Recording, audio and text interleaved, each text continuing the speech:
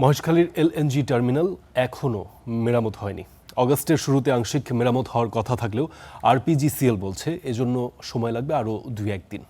এদিকে গ্যাস সংকটে বিপাকে সাধারণ মানুষ। ফিলিং স্টেশনগুলোতে যানবাহনের দীর্ঘ লাইন, ঘন্টার পর ঘন্টা লাইনে দাঁড়িয়ে গ্যাস মিলছে সামান্যই। তীব্র গ্যাস সংকটে ভুক্তভোগীদের বড় একটি অংশ সিএনজি চালিত 3 হুইলার চালকরা। কয়েক ঘন্টা অপেক্ষা করেও গ্যাস যতটুকু পান তা দিয়ে গাড়ি চলে না দিনের বাকি সময়। আয় রোজগার কমে গেলেও মালিকের জমা বাধ্যতামূলক, তাই খরচ পোষাতে ইচ্ছেমতো হাঁকছেন বাড়তি ভাড়াও। গ্যাসের সরকার থেকেও মনে করেন এই সমস্যা সমাধান কোনো সমাধানই পাইলাম না। এই সমাধানের কোনো কিছুই পাইলাম না।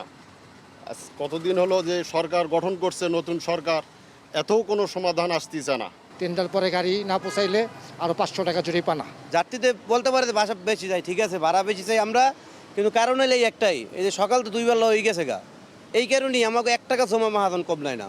2 আগস্ট এক্সিলারেট এলএনজি টার্মিনাল আংশিক মেরামত শেষ হওয়ার কথা থাকলেও মেলেনি ফলাফল। এতে ক্ষোভ বাড়ছে সিএনজি ফিলিং স্টেশনের ভুক্তভোগী গ্রাহকদের। সিএনজি চালায়, যারা প্রাইভেট কার চালায় তাদের কষ্ট। সরকার তো এই গ্যাস চালিত আপনার গাড়ি তো চালায় না, চালায় আর ওনাদের গাড়ি আসলে আগে দিয়ে দিবে, কোনো সিরিয়াল লাগবে না, তাই ওরা কোনো কষ্ট বুঝবে না। এই একটা ইঞ্জিন, আমাদের গাড়ি একটা ইঞ্জিন যদি ফেলাইয়ে দিই তাহলে 1-2 মধ্যে কাজ হয়ে যায়। তাহলে ওটাই এমন কি সমস্যা হইলো যে মনে হয় যে ওই 1 মাস সময় লেগে যাব। সিরিয়াল টানতে টানতে টানতে টানতে পাম্পের মুখোমুখি আসতে আসতে দেখা যায় 5:30-6টা বাজে বন্ধ করে দেয়, আবার ওইখান থেকে আবার বসা শুরু করি সিরিয়ালে।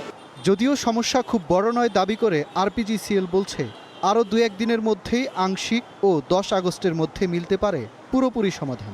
ব্যতিক্রম কিছু না, ছোটখাটো টেকনিক্যাল প্রবলেম হতে পারে।